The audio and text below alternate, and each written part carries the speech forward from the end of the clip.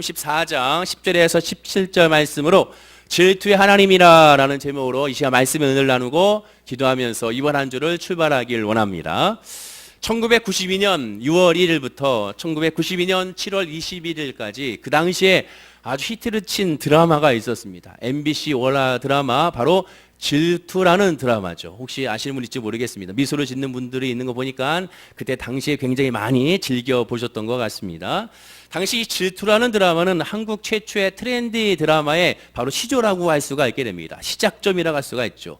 트렌디 드라마라는 것이 뭐냐면 젊은 사람들, 즉 신세대들의 도시 패션과 도시 생활과 또한 신세대 사고방식을 드라마로 그대로 표현한 것을 트렌디 드라마라고 말을 하게 됩니다. 그래서 이 드라마를 시작으로 매년 여름이 되면 6월 달만 되면 그 당시에 이제 유행하는 트렌디 드라마, 젊은이들을 열광하게 만들었던 드라마가 계속 이어지게 되죠. 예를 들면 그 다음 해에 또 93년도에는 내일은 사랑이라는 드라마가 방영일 계속 이어지게 되고, 그 다음에 94년도에는 느낌이라는 드라마가 있었고, 또한 사랑을 그대 품 아래라는 드라마로 차인표 씨가 색소폰 연주를 하는 그런 모습을 볼 수가 있었던 것이죠. 그래서 당시 여름만 되면 야, 이번 여름에는 어떤 드라마가 나올까 사람들은 기대를 하게 됐습니다. 특별히 질투라는 드라마는 최수종과 최진실이 주연으로 하는 사랑 이야기였죠. 늘 친구 같은 최수종, 늘 친구 같은 최진실, 서로가 친구의 우정이 아닌 사랑이라는, 서로가 사랑이었음을 서서히 알아가는 과정을 그린 드라마가 바로 이 질투라는 드라마고, 서로의 사랑을 알아가는 그 핵심이 바로 질투를 통하여 서로가 서로를 친구가 아닌 연인이었음을 발견하게 된 것입니다. 당시 제가 고등학교 2학년 때였는데요. 이 드라마를 보고 남자들끼리 앉아가지고 학교에서 이 드라마를 통해서 누구랑 연결될 것이냐 서로 얘기했던 어처구니 없는 그런 남자들의 모습을 볼 수가 있었습니다. 그 정도로 많은 아이들에게, 많은 청소년들에게, 또한 많은 우리 대학생들에게, 젊은이들에게 인기가 많았던 드라마가 질투라는 드라마죠. 당시에는 드라마만 인기가 아니었습니다. 드라마의 주제가도 굉장히 인기가 있었죠. 당시 질투의 이 드라마의 주제가 또 역시 질투였는데 유승범 씨가 불렀는데 이 주제가도 굉장히 큰 히트를 쳤었습니다. 한번 들려드리고 싶고 부르고 싶지만 예배니까 그럴 수는 없죠. 자, 오늘 본문은 바로 이 질투라는 그런 하나님을 우리에게 말씀해주고 있습니다. 따라서 질투를 통하여 하나님이 어떤 분이신지 하나님의 성품을 알 수 있는 본문이 바로 오늘 본문입니다. 참 희한하죠. 하나님 왜 이 질투라는 것을 통하여 하나님의 성품을 우리에게 알려주실까? 질투라는 것을 통하여 하나님의 사랑을 우리에게 알려주실까? 궁금하지 않을 수가 없습니다. 그동안 그 안에 거하시는 하나님의 은혜가 무엇인지 오늘 이 시간에 우리 한번 깨달아 알길 원합니다. 먼저 오늘 본문을 알기 위해서는 배경을 먼저 살펴봐야 됩니다.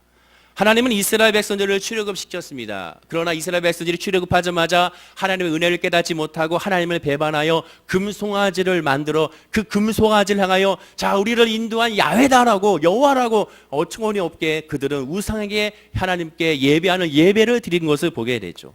하나님은 화가 나셨습니다. 그래서 당시 이스라엘 백성들을 징계하고 징벌하게 되죠. 그리고 징계와 징벌을 마무리하면서 하나님은 이스라엘 백성들에게 언약을 다시 한번 세우시게 됩니다. 그 말씀이 오늘 본문의 10절로 시작이 되죠. 우리 화면과 함께 잠깐 읽어볼까요? 자, 시작. 여호와께서 이르시되 보라, 내가 언약을 세우나니. 하나님께서 먼저 언약을 세우겠다고 선포하고 계십니다. 그러나 이 언약은 물론 새로운 언약은 아닙니다. 예수 그리스도는 어제나 오늘이나 영원토록 동일하신 것처럼 하나님의 말씀도 영원토록 동일한, 즉 하나님의 약속은요 변하지 않습니다. 인간이 아니하시니 실수하지 아니하시고 인간이 아니시니 변개하지 아니하신 분이 하나님이기 때문에 하나님의 약속은 언제나 똑같습니다. 지난 시간에 말씀드린 것처럼 아브라함이 했던 약속이 늘 변함없는 약속으로 이어지고, 그 약속이 아브라함의 하나님이 이삭의 하나님으로, 이삭의 하나님이 야곱의 하나님으로 이어지는 것처럼 하나님의 약속의 말씀은 변하지 않는 것을 확인할 수가 있게 되죠. 지금 언약도 마찬가지입니다. 새로운 언약이 아니라 기존에 있었던 언약을 다시 한번 재확인시켜 주는 것이 하나님의 언약의 모습이었습니다. 자, 그런데요, 오늘 본문 10절을 우리가 다 한번 읽어봐야겠습니다. 자, 다 함께 화면과 함께 큰 소리로 읽어보겠습니다. 시작. 여호와께서 이르시되 보라, 내가 언약을 세우나니 곧 내가 아직 온 땅 아무 국민에게도 행하지 아니한 이적을 너희 전체 백성 앞에 행할 것이라. 내가 머무는 나라 백성이다 여호와의 행하심을 보리니 내가 너를 위하여 행할 일이 두려울 것임이니라. 하나님은 언약을 이미 주셨어요. 그 언약을 다시 재확인하신 다음에 언약을 통하여 이렇게 약속을 하셨습니다. 나 이렇게 행할 거야. 어떻게? 곧 내가 아직 온 땅 아무 국민에게도 행하지 아니한 이적을 너희 전체 백성 앞에 행할 것이다 라고 하나님은 그 언약에 대하여 더 자세하게 이행할 약속을 하나님은 말씀해 주고 계십니다. 핵심이 뭡니까? 온 땅 아무 국민에게도 행하지 아니했던, 즉 여태까지 너희들이 보지 못했던, 듣지 못했던, 감히 상상할 수 없었던 기적과 이적을 내가 너희들에게 이제 보여줄 것이라고 하나님은 약속하신 것입니다. 즉 역사상 최대의 권능의 기적을 이들에게 보여주겠다는 것이죠. 그러면 좀 이상하지 않습니까? 저는 이 본문을 보다가 이상하다라고 생각했어요. 왜냐하면 이미 이스라엘 백성들은 하나님의 기적을 안 본 사람들이 아니잖아요. 하나님의 기적을 어마어마하게 봤잖아요. 예를 들면 출애굽의 10가지의 재앙을 경험했지 않습니까? 그 10가지의 재앙도 어느 누구도 상상할 수 없는 10가지의 재앙이었어요. 마지막 10번째 재앙은 장자의 죽음이었지 않습니다. 그러나 그 장자가 다 죽었나요? 아니죠. 문설주에 어린 양의 피를 바르지 아니하는 집은 다 죽음을 당했습니다. 여기저기에서 곡소리가 끊이지 아니했지만 유독 이스라엘 민족이 있었던 곳은 곡소리가 나지 않고 평안한 밤이었음을 우리는 확인할 수가 있었죠. 그뿐만이 아니죠. 홍해가 갈라지는 기적을 경험했고 그 홍해에 애굽의 최정예의 군사들이 수장당하는 것을 눈으로 직접 봤습니다. 광야에서는 만나와 메추라기로 하나님께서 먹을 것을 채워주시고 반석에서 물이 남으로 말미암아 생수를 얻게 하는 기적을 경험했습니다. 이뿐만이 아니죠. 하나님의 약속의 말씀대로 가나안 전복대에는 요단강이 갈라지는 것을 경험하고 자기들이 칼을 들지 아니하고 활을 쏘지 않아도 여리고성이 무너짐으로 말미암아 그 견고했던 여리고성을 함락시켰습니다. 또 아모리 족속과 전투할 때는 아예 해가 중천에서 떨어져 내려오지 않고 해가 계속 있는 상태에서 전쟁을 치러서 승리했음을 발견할 수 있었죠. 하나님은 모든 자연을, 모든 환경을 좌지우지할 수 있는 정말로 전능하신 하나님이라는 것을 그 누구보다도 이스라엘 백성들은 처음부터 끝까지 확실하게 알 수가 있었습니다. 그런데 하나님 뭐라고 말씀합니까? 이보다 더 큰 기적, 이보다 더 큰 이적을 보여줄 것이다 라고 말씀하게 되는 겁니다. 사람은 어떤 동물입니까? 사람은 자극의 동물이라고 하죠. 그래서 자극에 쉽게 면역이 됩니다. 쉽게 말하면 더 센 자극이 아니면 그 자극이 무용지물이 돼버리고야 마는 것이죠. 인간의 감각 기능은 외부 자극에 금방 익숙해져 있습니다. 그래서 더 강한 것, 더 확실한 것, 세상은 바로 더 센 것, 더 확실하게 센 것을 가지고 추구하게 되죠. 왜 마약에 중독됩니까? 그것이 바로 더 강하고 더 강한 것을 요구하기는 인간의 본성이기 때문에 그렇습니다. 매운맛도 마찬가지잖아요. 매운 거다 더 매운맛, 더 매운맛을 찾는 것이 바로 인간의 모습인 것을 보게 되죠. 자연도 마찬가지입니다. 전원주택을 만들어서 판매하고 전원주택에서 생활하고 있는 전원주택의 전문가가 텔레비전 프로에 나와서 전원주택에 대한 장단점을 설명한 그런 프로를 잠깐 본 적이 있습니다. 그때 그런 말을 하시는 것을 확인할 수 있어요. 전원주택에서 환상을 깨십시오. 왜냐? 전원주택에 있는 보이는 풍경들, 바다의 풍경들, 산의 풍경들, 계곡의 풍경들, 저수지의 풍경들, 아름다운 녹조의 그 풍경들은 한 달만 있으면 익숙해집니다. 그리고 집에 이쁘게 테라스를 만들어서 카페처럼 만들다 하더라도 그곳에서 커피를 매일 마시느냐? 절대 그렇지 않습니다. 저도 만들었지만 세상에 1년에 한두 번 먹을까 말까 하고 또한 올라가면 그렇게 모기가 많기 때문에 빨리 내려오게 된다는 것이죠. 친구들이 여름 휴가 때 놀러 오거나 겨울 때 올라와서 테라스에 앉아가지고 커피 마시면서 야 여기 참 경치 좋다, 친구야 너는 좋겠다, 그 말을 들으면 그거의 말이 흡족함으로 말미암아 보상을 받는다는 것입니다. 왜? 인간은 처음엔 좋아 보여도 금방 익숙해 버리고야 마는 것이죠. 저희 집은 제 처갓집이 완도인데요. 저는 완도를 내려갈 때마다 막 흥분이 됩니다. 그 아름다운 그 절경, 섬들 사이에 있는 바다의 모습들, 그거 푸른 바다에서 또한 그 배가 다니는 모습 보면 너무 행복해요. 그러나 죄송한 말씀에 제 아내가 저기 앉아있지만 아내는 그 모습 보고 감동을 받지 아니하고 늘 그런가 보다 하고 있어요. 저 혼자 할렐루야, 와, 이 크고 놀라운 하나님의 은혜 그러고 있죠. 왜? 거기서 살았으니까. 그러니까 별로 감동이 없는 것이죠. 사람은 익숙한 것에 금방 적응함으로 말미암아 더 강한 것을 추구하고 요구하는 존재입니다. 따라서 세상 최고의 사치를 누린다 하더라도 절대로 만족을 못 느끼는 것이 더를 외치다가 결국 사망에 이르게 되는 겁니다. 그럼 오늘 본문의 하나님의 뜻은 무엇이겠습니까? 왜 그렇게 하셨을까요?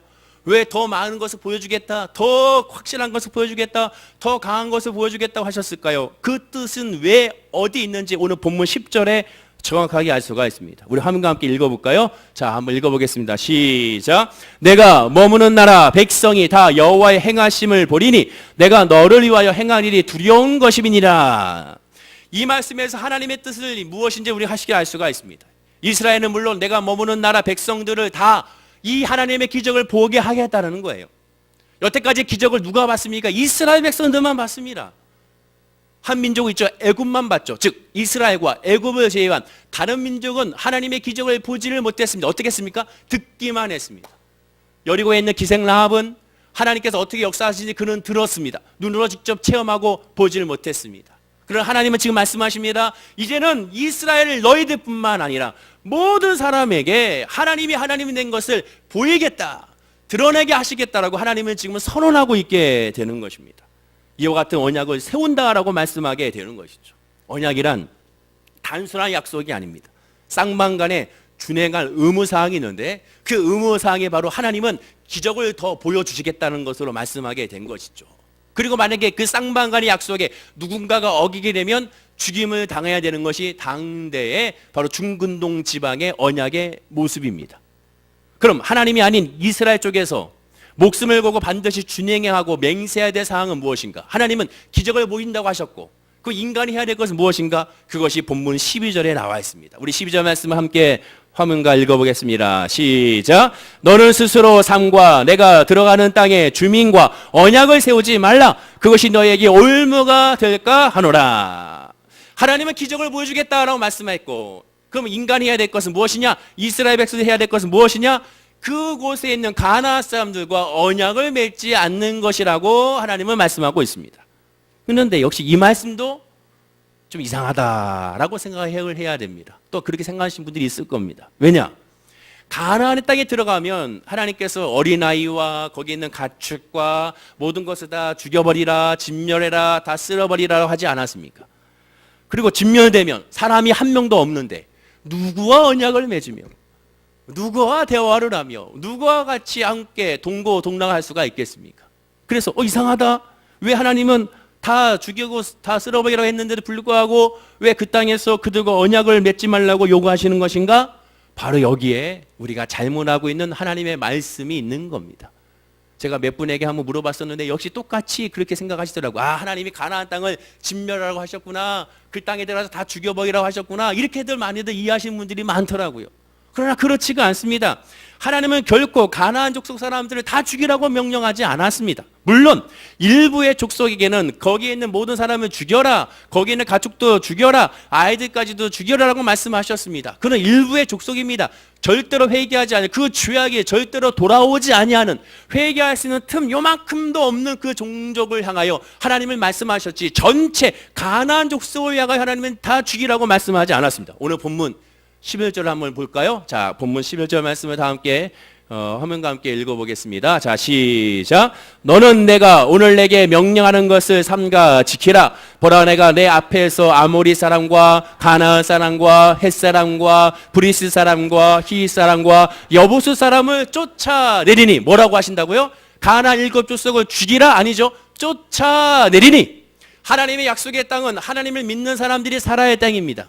하나님을 믿지 않는 사람들은 쫓아낸다라는 겁니다. 그럼 그 얘기 뭡니까? 하나님을 믿는 사람은 쫓아내지 아니하고 그 하나님이 적과 꿀이 흐르는 하나님의 통치와 하나님의 말씀과 하나님의 언약으로 살아가는 그 땅에 살 수 있게 하겠다라는 겁니다.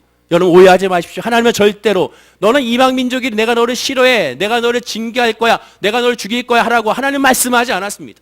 가나안 7족속도 하나님의 사람이고 하나님의 백성이에요. 하나님의 창조물입니다. 하나님은 그들도 사랑하셔서 가나안의 땅에 죄악이 관영할 때까지 무려 400년 동안이라 하나님은 그들을 참고 인내하셨습니다. 하나님의 택한 이스라엘 백성들이 애굽에서 노예 생활로 힘들고 지치고 그들의 울고짖음이 하늘에 상달될 수 있었는데도 불구하고 하나님은 기다리셨습니다. 왜냐? 그들을 사랑하셔서 그들에게도 회개할 기회를 준 거죠.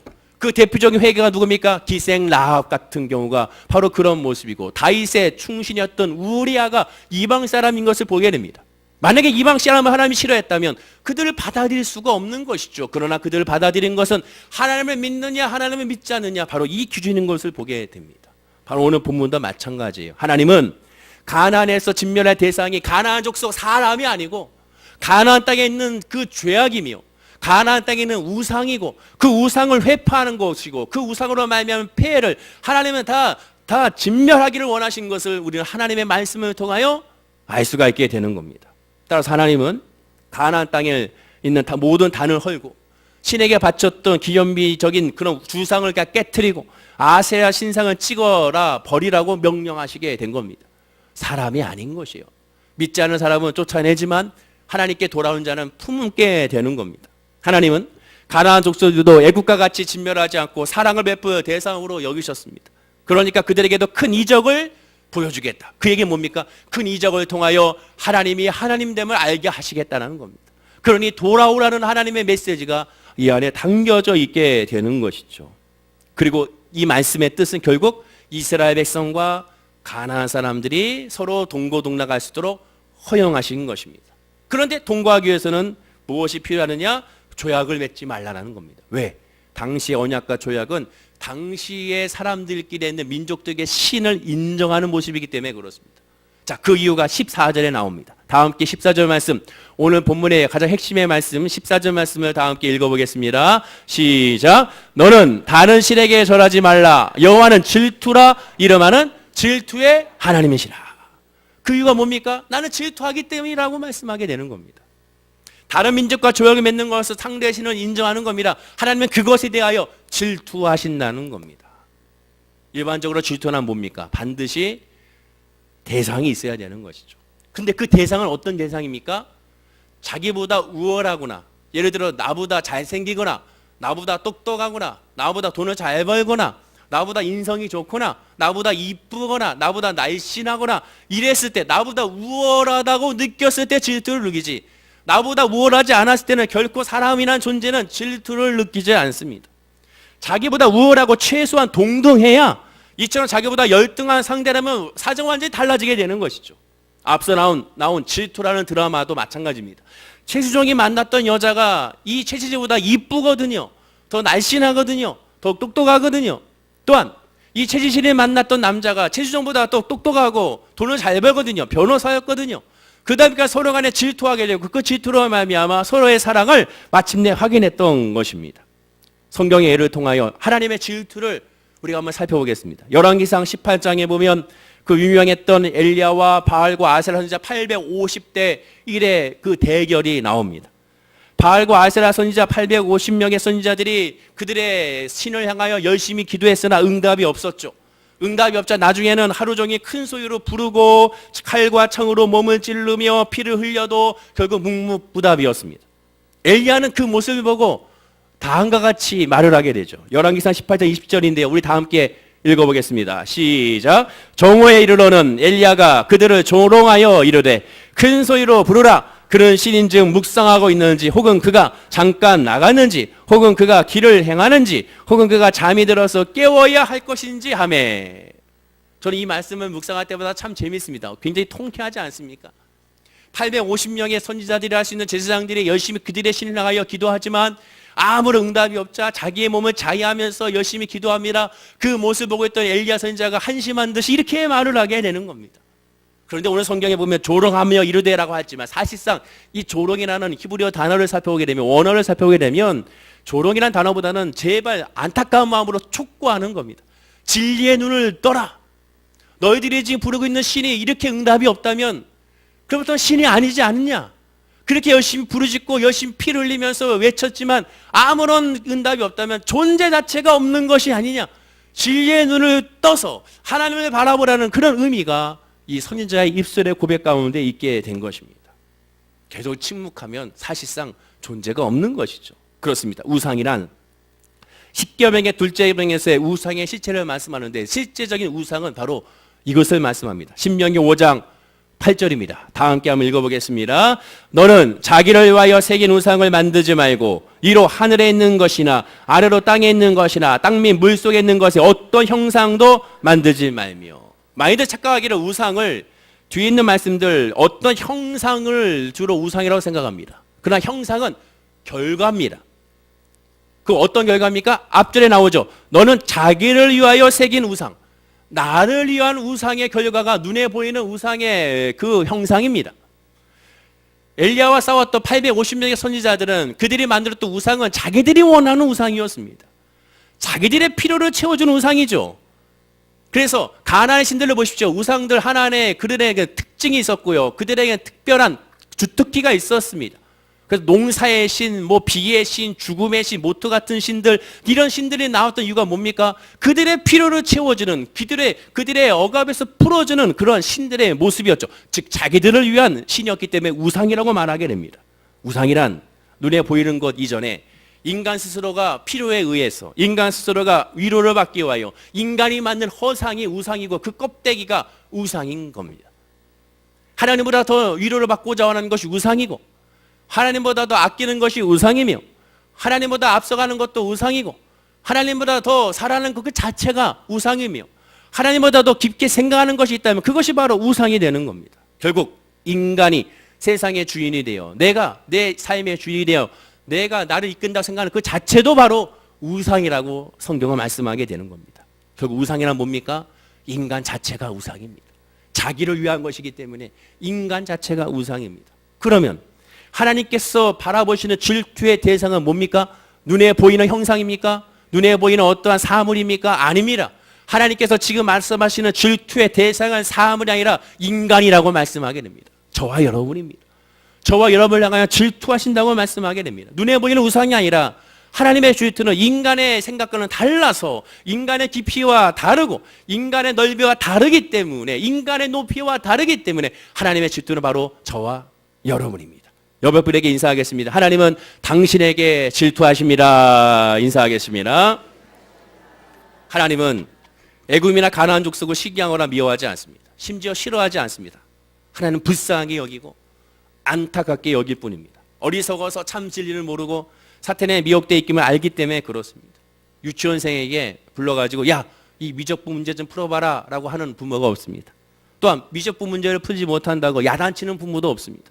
야단치는 부모가 더 잘못된 것이죠. 왜? 모르니까. 그럼 어떻게 됩니까? 기다려야죠.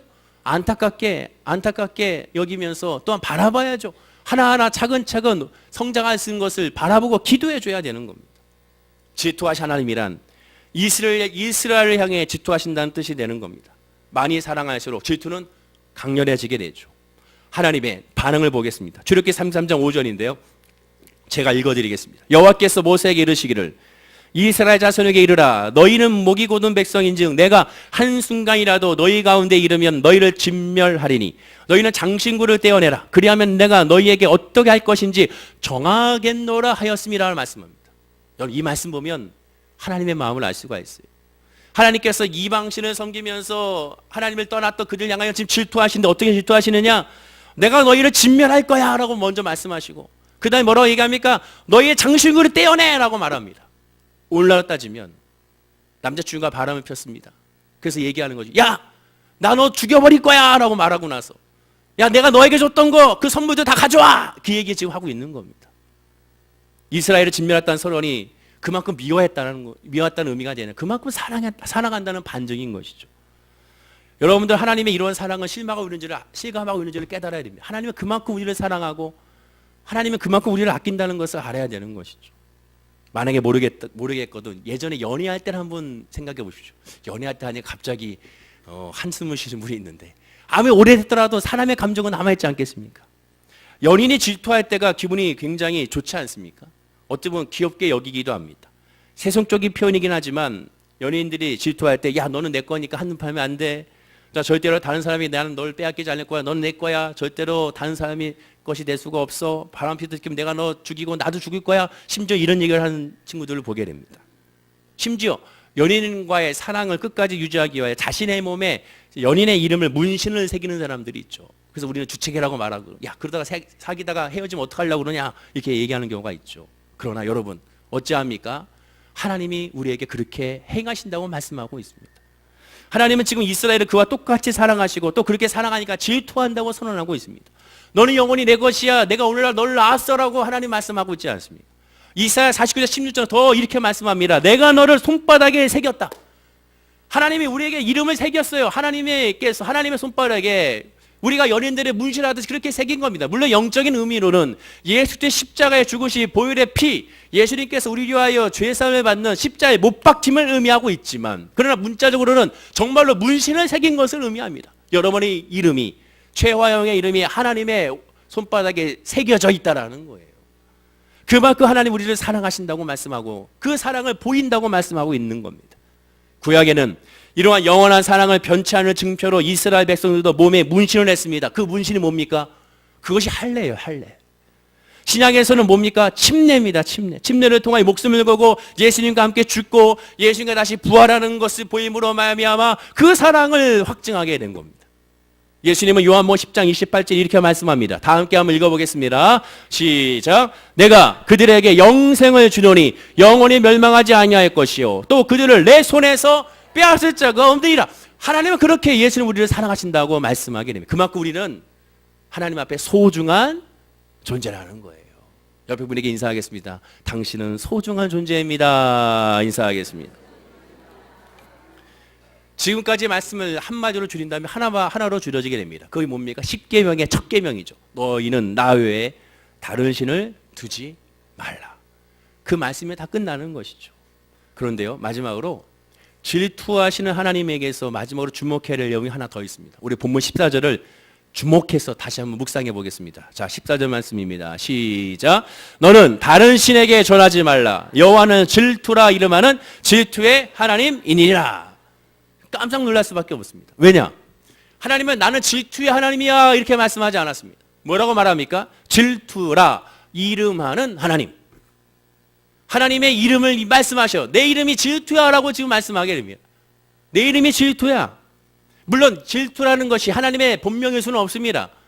출애굽기 3장 14절에 모세에게 하나님께서 하나님의 이름을 알려주셨습니다. 그것은 다른 것이 I am이죠. 나는 나다, 내다라는 것이죠. 그 말도 결국 하나님의 이름은 아닙니다. 야훼라는 것이 하나님의 본명이 아닙니다. 하나님은 이름이 없는 분이죠. 이름이 있을 수가 없는 창조주 하나님이기 때문에 누가 하나님의 이름을 지을 수가 있겠습니까? 하나님은 하나님이시는 것이죠. 바로 이 두 것을 제외하고는 하나님의 이름을 한 번도 드러낸 적이 없습니다. 어떤 분들은 말하죠. 아니에요. 하나님의 이름이 너무 많던데요. 여호와 이레, 여호와 니시, 여호와 라파가 있지 않습니까? 그 밖에 여호와의 치두케는 뭐 삼마, 샬롬 여러 가지가 있지 않습니까? 수많은 여호와의 성호가 30개가 있지 않습니까? 이렇게 질문하는 사람이 있지는 모르겠어요. 그러나 그것은요, 하나님이 알려준 것이 아니라 이스라엘 백성들이 그때 상황이 따라서 야, 이때는 하나님이 샬롬으로 역사하셨구나. 이때 하나님이 라파로 역사하셨구나. 이때는 치두겐으로 역사하셨구나. 이때는 삼마로 역사하셨구나. 그때 하나님의 역사에 대한 품성, 하나님의 성품을 하나님을 위하여 그들이 부른 것이 여호와 이레요, 여호와 삼마요, 여호와 라파가 되는 겁니다. 그런데 이게 참 재밌는 게 여호와 이레는 뭡니까? 미리 준비하신 하나님, 예비하신 하나님. 여호와 니시는 승리해 주시는 하나님. 여호와 라파는 치료하신 하나님입니다. 결국 뭐예요? 인간들이 하나님께 부른 그 성호는 다 자기들의 필요를 채워줬을 때 비로소 하나님이 어떤 분인지를 얘기한 겁니다. 하나님이 직접 가르쳐 주신 이름은 뭡니까? 인간의 필요를 채워줬기 때문에 부른 것이 아니라 하나님이 하나님의 마음을 우리에게 알려주는데 그것이 바로 그냥 한마디로 질투라는 거예요. 다른 이름은 필요 없다는 겁니다. 나는 너를 질투하는 하나님이다. 너는 다른 데 가면 안 돼. 너는 내 거야.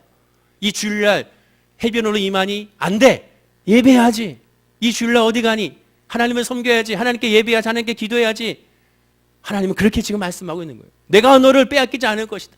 내가 너를 나의 영광을 우상에 주지 않는다는 그 말이 내가 너를 우상에게 빼앗기지 않을 거야. 내가 너를 다른 이 말도 안 되는 헛것에 사단에게 빼앗기지 않을 거야. 그렇기 때문에 예수님이 이 땅에 오셔서 바로 십자가에 달리시고 죽으시고 부활하신 겁니다. 하나님은 그만큼 우리를 사랑하시기 때문에 그렇다는 것이죠. 그러나 여전히 우리는 하나님의 질투의 하나님으로 생각하지 아니하고 여전히 우리가 필요로 원하는 하나님으로 바라보고 예배하는 경우가 너무 많습니다. 하나님은 그것을 깨트리기 원하십니다. 오늘 본문 말씀 통해 우리는 확실하게 묵상해 봐야 됩니다. 나는 과연 하나님의 질투를 받고 있다는 것을 알고 있는가? 깨달고 있는가? 하나님이 나를 얼마나 질투하고 있는지를 알고 있는가? 내가 하나님을 바라보지 않았을 때, 내가 입술을 열어 기도하지 않았을 때, 이렇게 주일날 3부 예배 드렸는데도 불구하고 예배할 때 하나님을 생각하지 아니하고 하나님을 묵상하지 아니하고 딴 생각하고 있다면 그것이 하나님을 질투하신다는 거예요. 예배 끝나고 뭐 할까? 이것만 지금 생각하고 있다면 하나님의 질투하시는 거. 오늘 밥은 뭘까? 오늘 점심은 뭘까? 여러분 맛있는 거라고 말씀하고 있습니다. 제가 어저께 물어봤어요. 권사님 오늘 점심은 뭐예요? 비밀이에요. 왜?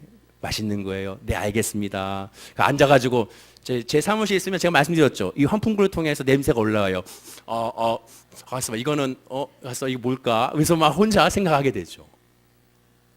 그렇게 예배 때 혹시라도 그런 마음이 있다면 하나님은 그런 마음을 질투하신다는 거예요.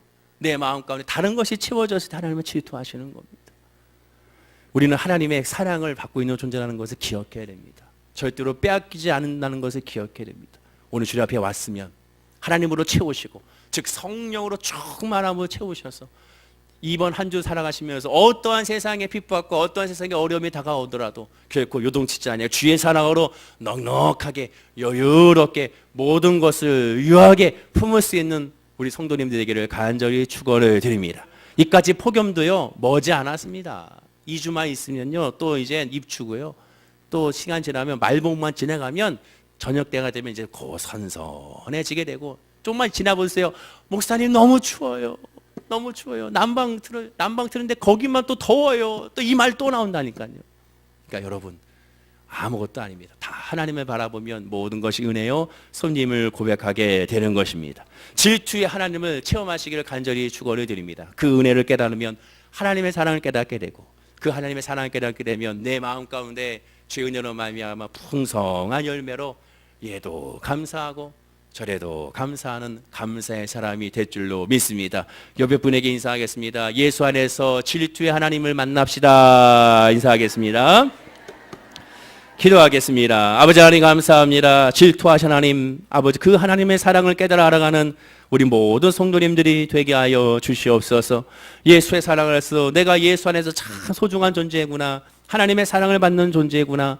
이 세상에서의 사랑보다 더 중요한 주님의 사랑을 받는 존재임을 깨달아 알게 하여 주시고 그 사랑으로 위로함을 받고 그 사랑으로 완전함을 누리며 그 사랑으로 평안함을 누리게 하여 주시옵소서. 사람의 사랑은 일시적인 것입니다. 사람의 관심도 일시적인 것입니다. 그러나 하나님의 사랑과 하나님의 관심은 일시적인 것이 아니라 영원한 것이고 아버지 진통제가 되는 것이 아니라 하나님의 사랑과 관심은 치료제가 됨을 깨달아 오직 주님만 바라보는 우리 성도님들이 다 되게 하여 주옵소서. 아직 질투하신 하나님의 그 은혜를 알지 못한다면 오늘 이 시간에 우리의 마음을 열어주셔서 질투하신 하나님을 깨달아 알게 하여 주시옵시고 그 하나님의 사랑으로 이번 한 주도 하나님 동행하는 한 주가 되게 하여 주옵소서. 감사드리며 예수님의 이름으로 기도드립니다. 아멘. 우리 말씀을 기억하시고